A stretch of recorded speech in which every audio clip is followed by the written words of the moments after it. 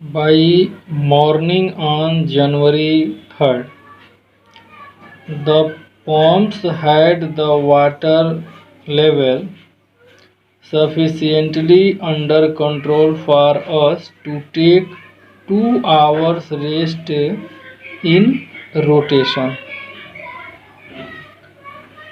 But we still had a tremendous leak somewhere below the water line, and on checking, I found that nearly all the boat's main reeve frames were smashed down to the keel.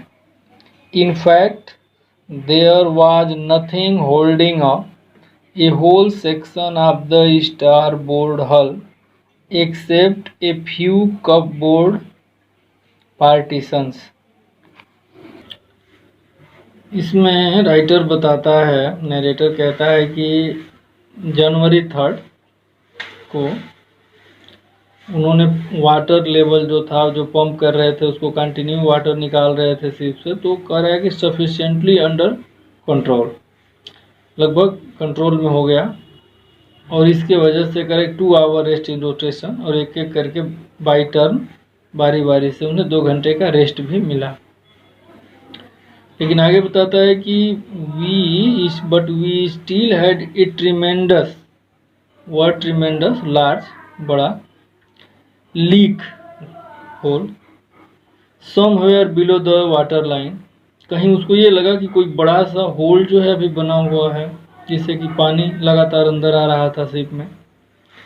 On checking, check करने पे I found that nearly all the boat's rib frames were smashed down to the keel. जो main रीव frames थे, जो घुमावदार लकड़ी का frame बना हुआ था शिप के सपोर्ट के लिए लगा होता है, वो स्मैश्ड डाउन टू द कील, पूरी तरह से टूट गया था। इनफैक्ट कोई चीज़ वहाँ बची नहीं थी सिवाय फ्यू कपबोर्ड पार्टीशंस की। ये बता रहा है इसमें नरेटर की जो शिप थी वो अब लगभग पूरी तरह से डैमेज हो चुकी थी। We had survived for 15 hours since the wave hit. Wave के हिट होने के 15 घंटे तक ये लोग सर्वाइव करते हैं, रहते हैं। उसके बाद कहते हैं but Wave Walker would not hold together long enough for us to reach Australia. इसमें जो उसका डेस्टिनेशन है, जो ऑस्ट्रेलिया वो जाना चाहता है, तो उसको ये लगता है कि वेव वॉकर की कंडीशन अब ऐसी नहीं है कि वो ऑस्ट्रेलिया तक पहुंच पाया। I checked our charts and calculated that there were 2 small islands a few 100 kilometers to the east. उसने अपने चार्ट्स को चेक किया, कैलकुलेट किया, और ये देखा कि वहाँ से कुछ 100 किलोमीटर के आसपास में 2 स्मॉल आइलैंड्स हैं। One of them L Amsterdam, उसमें से एक का नाम था वो एल एम्स्टर्डम था, और ये कह रहा है कि ये फ्रेंच साइंटिफिक बेस था, वाजेस फ्रेंच साइंटिफिक बेस्ट, यानी एल एम्स्टर्डम जो है एक फ्रेंच साइंटिफिक बेस था। और only hope was to reach these pin pricks in the vast ocean. यहाँ दे रहा है pin pricks in the vast ocean, नी स्मॉल आइलैंड्स, एकमात्र उम्मीद थी इनकी उस छोटे द्वीप पर पहुंचना। But unless the wind and seas abated so we could hoist sail, our chances would be slim indeed. The great wave had put our auxiliary engine out of action. इन कह रहा है कि उनके सामने एक समस्या थी कि जब तक समुद्र की स्थिति नियंत्रित न हो, हवा की गति कम न हो, तब तक वो नहीं जा सकते थे। उनकी पहुंचने की जो कंडीशन थी, चांस थे, वो स्लिम था, कम था, क्योंकि इनकी जहाज़ पूरी तरह से डैमेज हो चुकी थी, और जो ऑक्सिलरी इंजन था वो भी आउट ऑफ एक्शन था, डिसऑर्डर, खराब हो चुका था। On January 4th, after 36 hours of continuous pumping, we reached the last few centimeters of water। लगातार 36 आवर तक पंप करने के बाद फ्यू सेंटीमीटर्स ऑफ वाटर, बहुत थोड़ा सा पानी नीचे बचा हुआ था शिप में। Now we had only to keep pace with water still coming. अब उनके सामने एक समस्या थी कि पानी भी तेज गति से जा रहा था, इन्हें पानी की गति से ही चलना था। पानी निकल रहा था और उसी गति से इनको आगे भी बढ़ना था। We could not set any sail on the main mast. Pressure on the rigging would simply pull the damaged section of hull part. So we hosted the storm jeep and headed where I thought the two islands were. रस्सी जो थी rising ropes उस तनी हुई थी और जो damage section था वो जुड़ा हुआ था, और ये स्टोर्म जीव लगाया और उधर बढ़ा, उस डायरेक्शन में बढ़ा जहाँ इसको लगता था कि वो दो छोटे आइलैंड उसको मिल सकते थे, उसी दिशा में बढ़ा। Mary found some corned beef and cracker biscuits, and we ate our first meal in almost 2 days. लगभग 2 दिन में पहली बार ये कुछ खाए। But our respite was short-lived. जो उनका रिस्पाइट था, जो रेस्ट था, वो थोड़े ही समय के लिए था। यानी जो उनकी समस्या थी वो अभी बनी हुई थी, तो रिस्पाइट यानी relief. At 4 p.m. black clouds began building up behind us. फिर 4 बजे के आसपास बादल इकट्ठा होने लगे। Within the hour wind was back to 40 knots and sea were getting higher. फिर वही स्थिति बनने लगी, हवा की गति 40 नॉट की हो गई और फिर समुद्र की जो लेवल था वो उठने लगा। The weather continued deteriorate, it was becoming worse. मौसम लगातार खराब होता जा रहा था throughout the night, and by dawn on January 5 our situation was again desperate. और 5 जनवरी को सारी रात मौसम बिगड़ता गया और एक बार फिर 5 जनवरी को इनकी हालत दयनीय हो गई, hopeless, desperate. When I went to comfort children, John asked Daddy, we are going to die? I tried to assure यकीन दिलाना, assure him that we could make it, नहीं हम इसको ठीक कर लेंगे, ऐसा नहीं है। But Daddy, he went on, continue होता है went on, अपनी बात को जारी रखा। We are not afraid of dying if we can all be together, you and Mummy, Sue and I। कहता कि अगर हम सब साथ हैं तो मैं मरने से नहीं डरता। I could find no words with which to respond reply। उसके इस प्रश्न का कह लीजिए या उसके इस कथन का, स्टेटमेंट का कोई इसके पास वर्ड नहीं था जो व्यक्त करे, रिप्लाई दे। But I left the children's cabin determined to fight the sea with everything I had. लेकिन इसकी बात सुनने के बाद एक बार फिर इसके अंदर एक डिटर्मिनेशन का भाव आता है, सेंस ऑफ डिटर्मिनेशन होता है, और जो कुछ इसके पास अवेलेबल था उससे ही वो संघर्ष करने के लिए फिर एक बार फाइट द सी दिया है, संघर्ष करने के लिए आगे बढ़ता है। To protect the weakened starboard side I decided to heave with the undamaged port hull facing oncoming waves using an improvised sea anchor of heavy nylon rope and 22 litre plastic barrel of paraffin मोम wax. Nylon की रस्सी उसके पास थी, तो जो कुछ उसके पास रहता है उसे अपने बचाने के लिए उस काम में लग जाता है। तो उसके पास 22 लीटर प्लास्टिक बैरल्स हैं पैराफिन के और नाइलान रोप है, उसके हेल्प से जो है वो उसको ठीक करने का प्रयास करता है। इम्पोरिश दिया है, जैसे उस समय तत्कालिक स्थिति में जिससे काम चल जाए, काम चलाऊं भी हम कह सकते हैं, इम्पोरिस्ड। That evening, Mary and I sat together holding hands as the motion of the ship brought more and more water through the broken planks तक था। जो बोर्ड था वो टूटा हुआ था और लगातार पानी अंदर आ रहा था। We both felt the end was near। उन दोनों को लगता है कि अब उनका अंत करीब था, क्योंकि शिप में लगातार पानी आ रहा था। But Wave Walker rode out the storm and the morning of January 6, ये 6 है, with the wind easing I try to get a reading on the sextant, लेकिन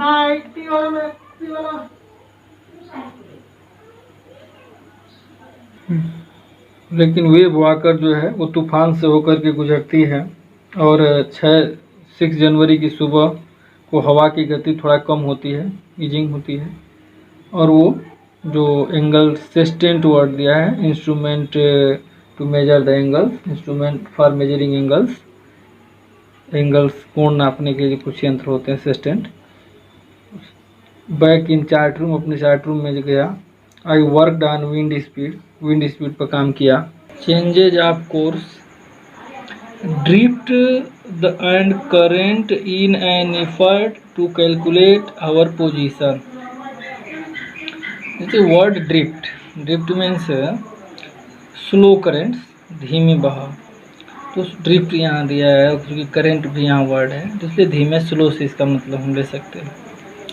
एन एफर्ट टू कैलकुलेट को टू गेस अनुमान करना, position. The best I could determine that was that we were somewhere in 150000 1,50,000 kilometers of ocean, looking for a 65-kilometer wide island. While I was thinking, Sue moving painfully joined me.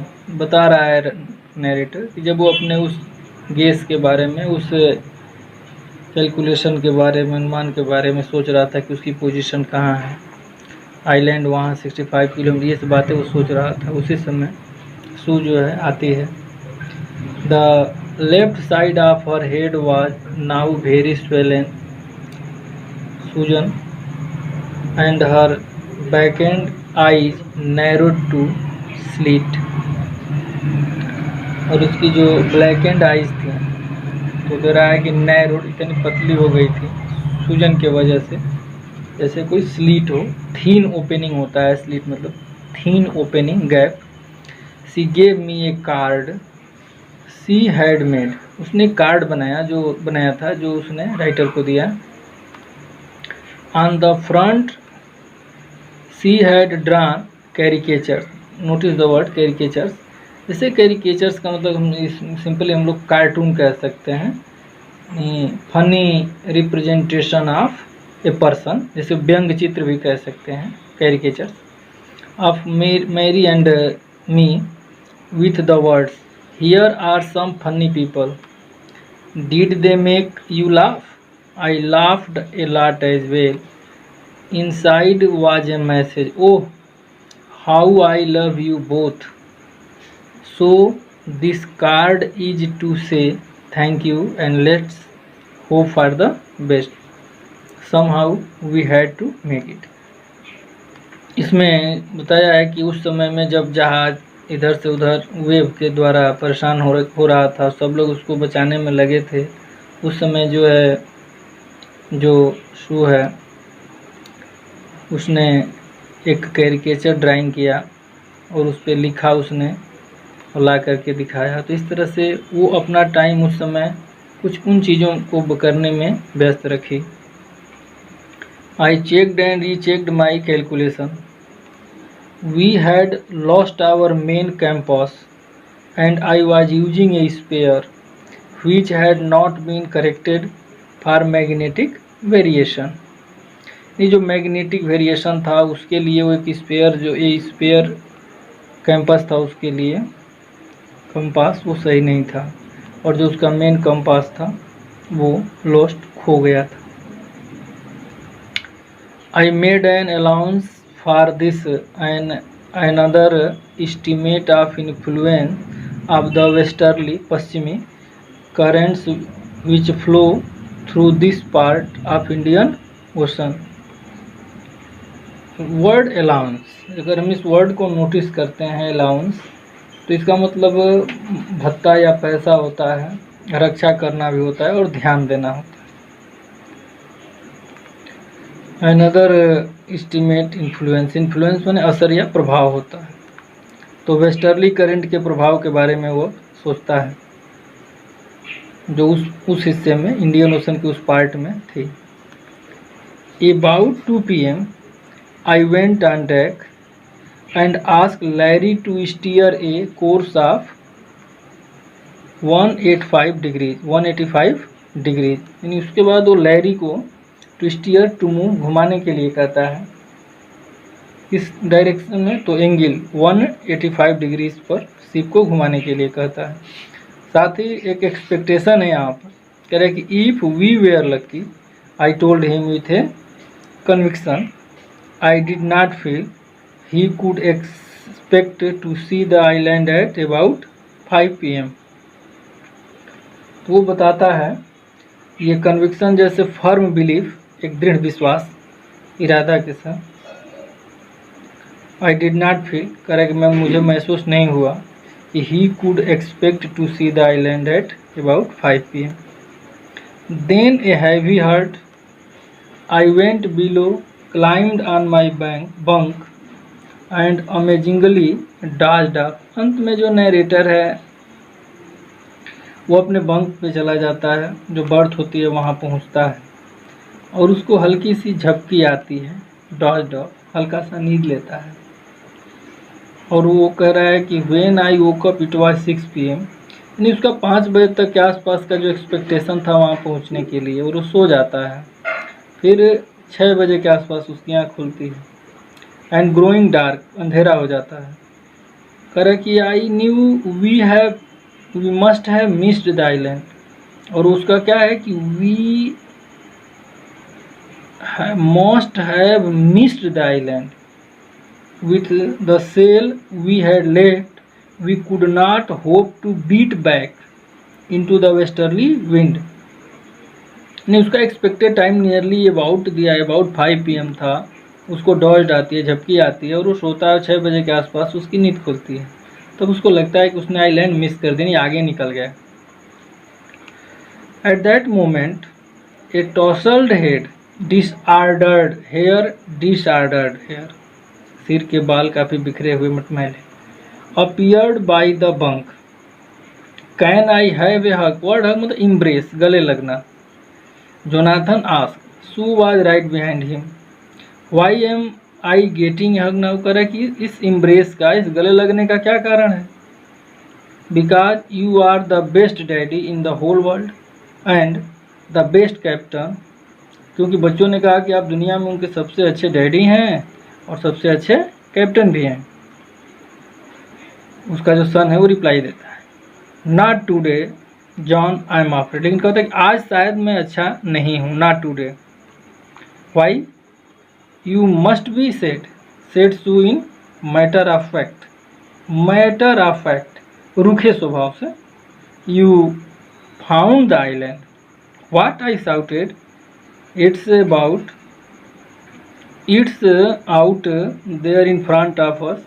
They chorused का मतलब से group में एक साथ बोलना, समूह में बोलना होता है। एज भी गए जो बैटल शिप, अंत में उनको आइलैंड मिल जाता है, और वो उतना बड़ा होता है जितना कि कोई बैटल शिप हो। I rushed on deck and gazed with relief at the stark outline of Ile Amsterdam. It was only a bleak piece of volcanic rock with little vegetation, the most beautiful island in the world. We anchored off shore, जैसे word of शोर है, तो of शोर का मतलब near शोर, समुद्र के किनारे, for the night. And next morning all 28 inhabitants, उस समय आइलैंड पे कुल 28 पर्सन थे, कुछ 28 लोग थे वहाँ पे। ऑफ द आइलैंड चीयर्ड, खुश हुए, एंड हेल्प्ड अस ए शोर, किनारे उतरने में उनकी सहायता की। With land under my feet again, एक बार फिर उसके ज़मीन पे पैर पड़ा, यानी एक लंबे समय के बाद वो किसी ज़मीन पे अपने पैर को रखा। लिख रहा है कि with land under my feet again, my thoughts were full of Larry and Harvey. इनकी मेहनत के बारे में सोचता है, इनके प्रयास के बारे में सोचता है। उसके बाद चेयरफुलनेस, उनकी प्रसन्नता, और सबसे बड़ी बात जो है वो है ऑप्टिमिस्टिक, आशावादी होना। अंडर द डायरेस्ट स्ट्रेस, घोर मुसीबत, घोर विपत्ति में। कि राइटर इसमें बता रहा है कि इतनी बड़ी मुसीबत में अगर वो चीज़ आगे बढ़े, उनको वो चीज़ हासिल हुई, तो उसका एकमात्र कारण था ऑप्टिमिस्टिक होना, optimism. And Mary who stayed at the wheel for all those crucial hour, Mary जो है पहिया के पास ठहरी रही उस नाजुक वक्त में। मोस्ट ऑफ ऑल, सबसे बड़ी बात कह रहा है कि I thought of A 7 year old girl, उस 7 साल की जो उसकी लड़की थी उसके बारे में सोचता है। Who did not want us to worry about head injury, कह कि अपने सिर में चोट के बारे में हम लोगों को चिंतित करना नहीं चाहती।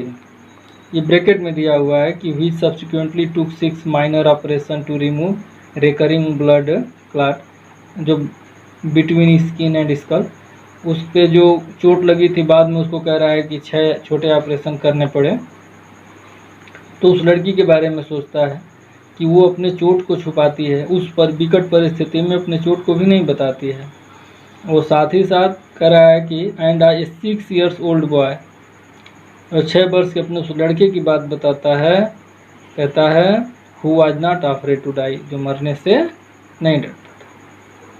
इस तरह से ये लास्ट के जो एंडिंग पैराग्राफ है, इसमें 2-3 चीज़ें क्लियर होती हैं और इस लेसन का एक मैसेज भी होता है, उसे हमें देखना है। जैसे हम सबसे पहले इस वर्ड को गेस करते हैं, डायरेस्ट स्ट्रेस। तो जैसे वर्ड डायरेस्ट स्ट्रेस का मतलब क्या होता है कि एक्सट्रीम स्ट्रेस, यानी घोर दबाव हो, मुसीबत हो, परेशानी हो। तो अगर उसको पार पाने का एक सबसे बड़ा जो यंत्र होता है, हम कहते हैं परिश्रम करना चाहिए, धैर्य रखना चाहिए, आगे बढ़ने का प्रयास करते रहना चाहिए। लेकिन उसमें राइटर ने जो है एक सबसे बड़ा वो शब्द लिया है ऑप्टिमिस्टिक, यानी उम्मीद नहीं छोड़नी चाहिए। किसी भी काम को करने के लिए लास्ट तक हमें उम्मीद बनाए रखना। हमने देखा है पीछे कई बार राइटर के सामने ऐसी परिस्थिति आई है कि वो ये लगता है कि वो डेथ हो जाएगी, लेकिन ऐसी घटनाएं कुछ होती हैं और वो फिर एक बार सक्रिय होता है अपने काम को लेकर के, और अंत में वो सफल भी होता है। तो सफलता इस कहानी के द्वारा हमें सफलता के लिए ज़रूरी चीज़ जो है उसको ध्यान रखना चाहिए। प्रयास अंत तक करना है, प्रसन्नचित रहना है, धैर्य रखना है और आशावादी बने रहना है।